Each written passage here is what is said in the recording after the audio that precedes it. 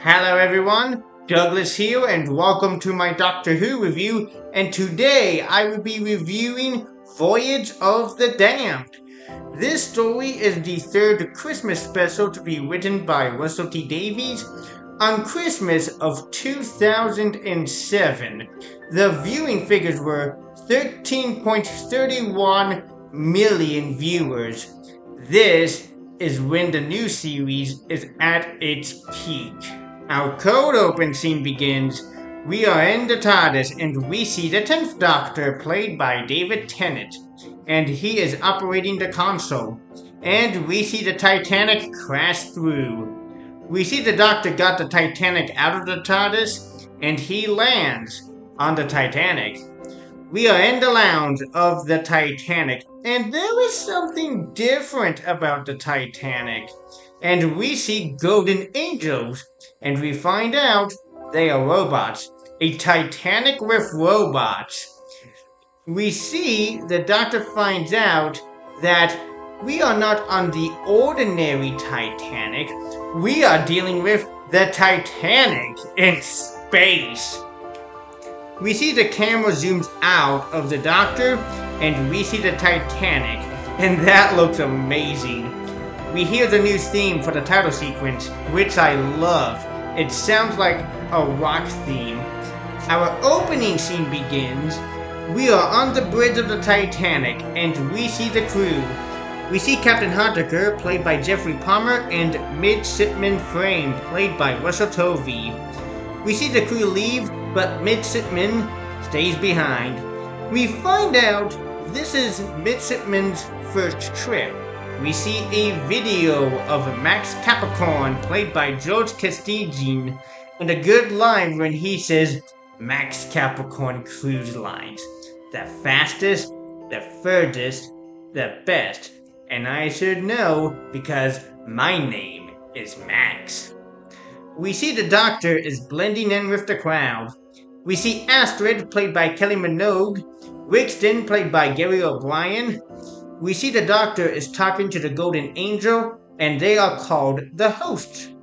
We see one of the hosts malfunctions, and one of the crew members shut it down. We find out that all 8 of them broke down. I love the line from one of the staff members when he says this to the mechanic. If you can't fix them, throw them overboard. We see one of the hosts moved its head, and it is working fine.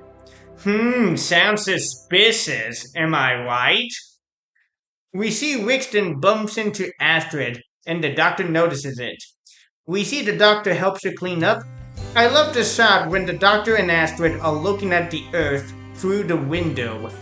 We see the Doctor and Astrid are talking, and they are getting to know each other. I love the Doctor's line when he says this to Astrid, "Stowaway," and she thinks he is joking. We see the Doctor is talking to a couple, and they won their tickets in a contest. A funny scene I like is when the group of people are making fun of the couple and the Doctor pulls out his sonic screwdriver and the champagne just sprays everywhere. The husband's name is Morven Van Hoff, played by Clive Rao, and his wife Foon, played by Debbie Chezin. We hear the announcer say, Red 6-7 tickets are activated, and we find out from Morven they are going to Earth.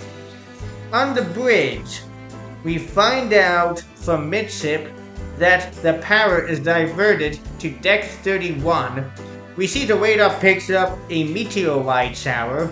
We see Midship sees the meteorites. We see Mr. Copper, played by Clive Swift, and you might remember him from the 6th Doctor story, Revelation of the Daleks. We see the Doctor is taking Astrid to Earth. I love the scene when Mr. Copper gets Earth's history wrong, and you can see the Doctor's eyebrow is like, what? We see Banakafalata, played by Jimmy V. We see the Doctor is concerned about Banakafalata coming down to Earth. We see the tour group is down to Earth, and the streets are empty. The Doctor knows something is not right. I love Astrid's line when she says, but it's a different planet. I'm standing on a different planet. There's concrete and shops, alien shops, real alien shops. We see Astrid notices no stars in the sky. I wonder if this is going to be important. This story sees the debut of Wilfred Mott, played by the late Bernard Cribbins.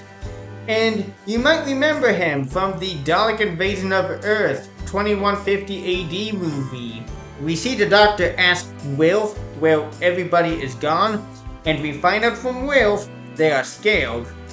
We see on Wilf's TV the news, and it says Londoners and Festival Feel, and we get events from the last two Christmas specials. We find out from Wilf everyone went to the countryside, but the Queen stayed behind. We see the Doctor and Astrid teleport back to the Titanic, and Wilf sees that they disappeared. We see the Doctor finds out from the crew members that there is a power fluctuation, and the Doctor knows something is up. We see the meteors are heading towards the Titanic. We see Midshipman is going to put the seals up just in case, and the captain says, as you were, and we find out the captain is magnetizing the hull. We see everyone is having a good time. We see the Doctor hacks into a digital picture frame, and the Doctor finds out the seals are down, and he knows the meteors are heading towards the Titanic.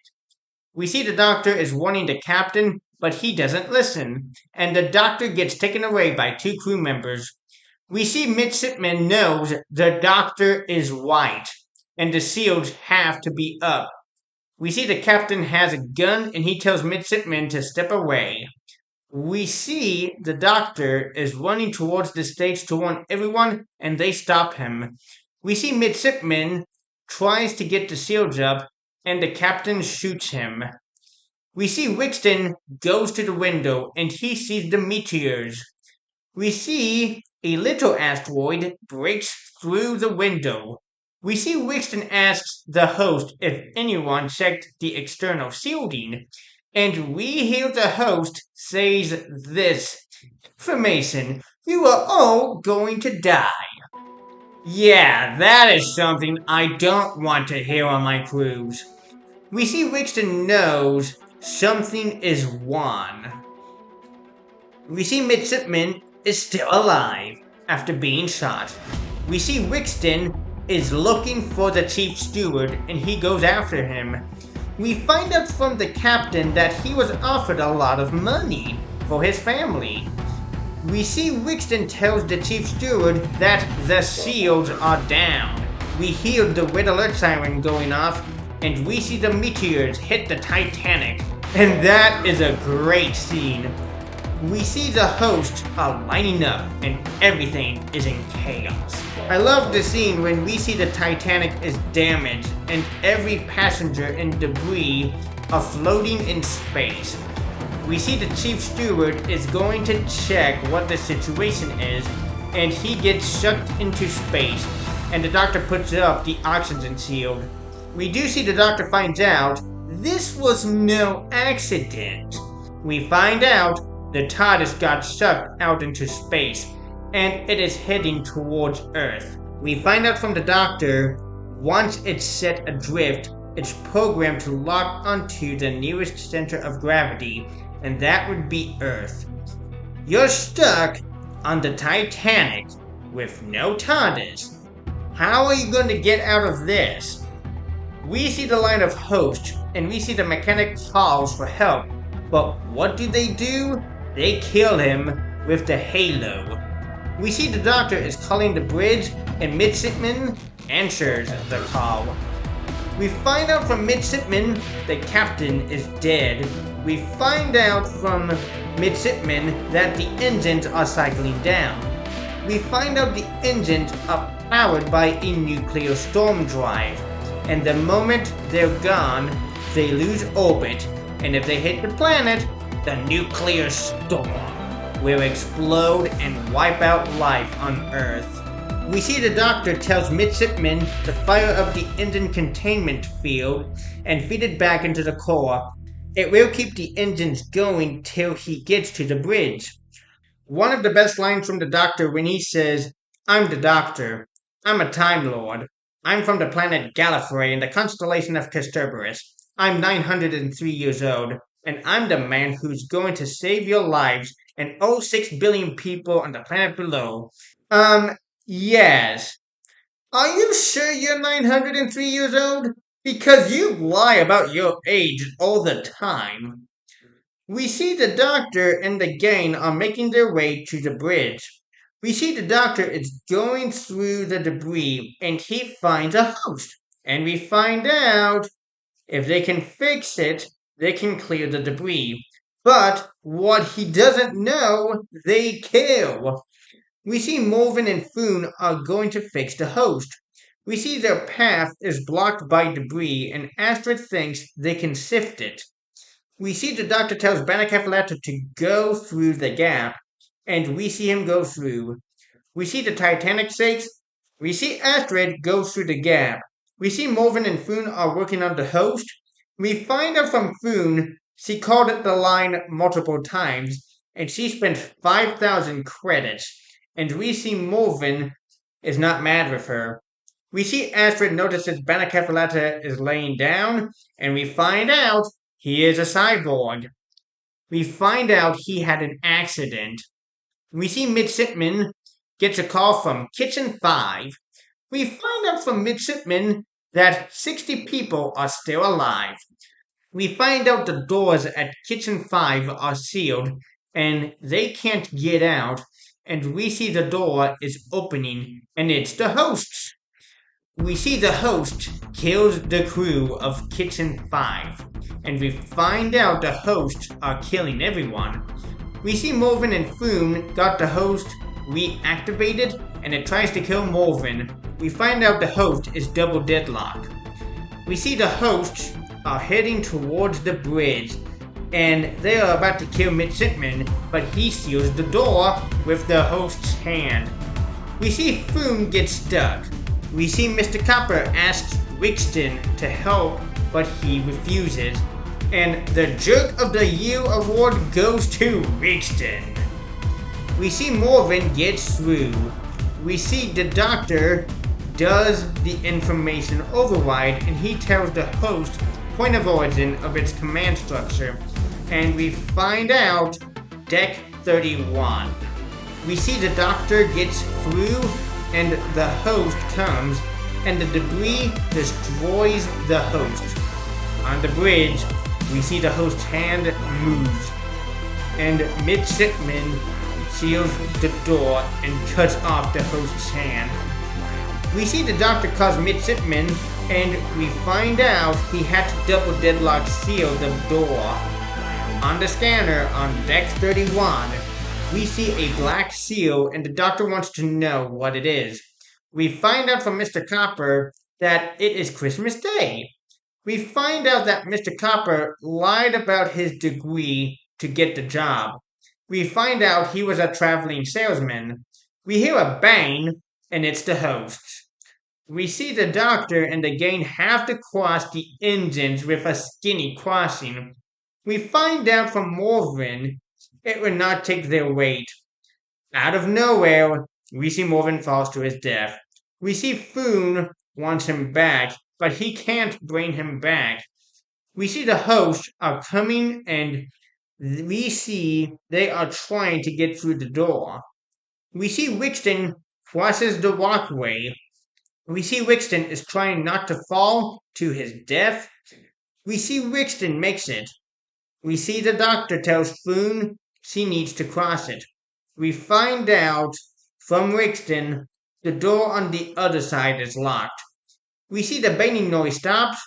We see the hosts are flying and they try to kill the doctor and the gang. We see Banakafalata pulls out his cyborg chest and we see an EMP and the host falls.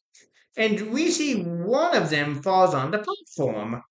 We find out from Astrid he used all his power and he dies. We find out from Mr. Copper that he has an EMP transmitter. We see the host is reactivated, and we see the doctor is guessing numbers, and we hear him say 1. We find out from the host the reason why they are killing because no witnesses. We find out they want to destroy the Earth because it is a part of the plan. We see the host is about to kill the doctor, and Foon has a rope, and she sacrifices herself by jumping off. I like the doctor's line when he says, "No more." And you know what this is going to be referring to. We see the doctor is giving the trio jobs to do. We find out the doctor is going to Deck 31, and we find out that Astrid wants to go with the doctor, and he says yes. We find out from Mitch Sitman that there is only 8 minutes left until the engines go out. We see Astrid grabs the first aid kit and places it on the ground, and she kisses the doctor with sparks flying, and that is a great scene. We see the doctor is in the kitchen and he is surrounded by hosts. We see the doctor tells the host he is a stowaway. I love the doctor's line when he says, "Take me to your leader." I've always wanted to say that. Yes, you did before. We see the trio are back in the lounge and Astrid uses the EMP device. We see Astrid is trying to get an SOS out. We see Astrid notices the teleport bracelets. We see Astrid asks Midshipman to divert power to the teleport bracelets. And we find out there is no way. And we find out she wants to go to Deck 31. We see Astrid convinces Midshipman to divert the power, and he does. We are at Deck 31. We find out there is an impact chamber, and inside the chamber is Max Capricorn. Of course, businesses. Of course, this is going to be a business-related story. We do see Max finds out the engines are still running. We find out from the doctor the business failed, and we find out from Max his own board voted him out. And yes, that's companies for you. And like I said, it's a business-related story. We see Astrid is on Deck 31. We find out from Max he is going to get revenge on his own company, and they would be framed for murder. We find out Max can cancel the engines from where he is at, and he does. I love Max's line when he says, "The Titanic is falling, the sky will burn. Let the Christmas inferno commence." We see Max orders the host to kill the doctor, and we see Astrid on a fork truck. We see Astrid and Max are fighting. We find out the host cut the brake line. A great moment is when everything is going slow, and the doctor mouths, "No." And we see Astrid lifts Max, and she falls to her death. We see the Titanic is heading towards the Earth. A great scene I like is when the doctor is walking towards the camera and everything is falling behind him, and we see flames behind him. We see the doctor snaps his fingers and the hosts fly him to the bridge. We see the doctor is at the bridge. One of my favorite moments when the doctor asks what is Midshipman's first name, and we find out his first name is Alonzo. I love the doctor's line when he says, "You're kidding me. That's something else I've always wanted to say. Alonzine Alonzo!" We see the Titanic is crashing towards the Earth, and the doctor is trying to get the Titanic back online. We hear the scanner goes off, and we find out the impact zone is Buckingham Palace. We see the doctor warns Buckingham Palace. We see the Queen is running out. I love Wilf's line when he says, "Don't you dare! You aliens, don't you dare!" We see the engines are back online. One of the best shots when we see the Titanic going over Buckingham Palace. A good line from the Queen when she says, "Thank you, Doctor! Thank you! Happy Christmas!" We see a portrait of Max and it falls and burns. We see the Doctor remembers Astrid was wearing a teleport bracelet. We see the Doctor brings back Astrid and she looks like a ghost. We see the Doctor is trying to get her back, but the teleport console explodes. We see Mr. Copper tells the Doctor she is gone. And we see Mr. Copper tells the Doctor to let her go. We find out from Mr. Copper she is Atoms now. We see the Doctor and Astrid kiss one last time. And we see the Doctor uses the sonic screwdriver to open the window. And we see her atoms go out the ship. I like the Doctor's line when he says, "You're not falling, Astrid. You're flying." We find out from Alonzo there was a rescue ship coming. And Mr. Copper knows he might be going to jail. I love Mr. Copper's line when he says, "But if you could choose, Doctor, if you could decide who lives and who dies, that would make you a monster." And that is a reference to the Time Lord Victorious. We see the Doctor and Mr. Copper put on teleport bracelets and they are going to Earth. We see Alonzo salutes the Doctor. We see the Doctor is reunited with the TARDIS. We find out from the Doctor that Mr. Copper has £1,000,000 is worth 50 million credits. We see Mr. Copper says goodbye to the Doctor. We see Astrid flies by like a shooting star. And the TARDIS takes off, and that is the end. I will say, this is a classic. And this Christmas special would be one of my favorite Christmas specials out of RTD's first era. And this story really does feel like an action-packed movie. I remember I saw this Christmas special on a family trip in Wisconsin. This story is like the Poseidon Adventure mixed with the Titanic, but the Titanic is not upside down.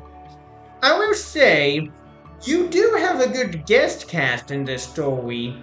You have Clive Swift, Bernard Cribbins, and Kylie Minogue. Speaking of Kylie Minogue, she is really good as Astrid, and you really like her. I do like the concept of the Titanic in space, and that is a clever idea. Something out of the Fifth Doctor story, Enlightenment. I will say, Maury Gold's music is really at its peak here in this story. The direction by James Hawes is good, and he has some incredible shots in this story. And Russell's script is really great, and I will give Voyage of the Damned a 10 out of 10. So, that is my review of Voyage of the Damned. Don't forget to like, share, and subscribe to this channel, and I will see you next time for the Series 4 opening story, Partners in Crime, and we will see the return of Donna Noble, and we are off to a really great time.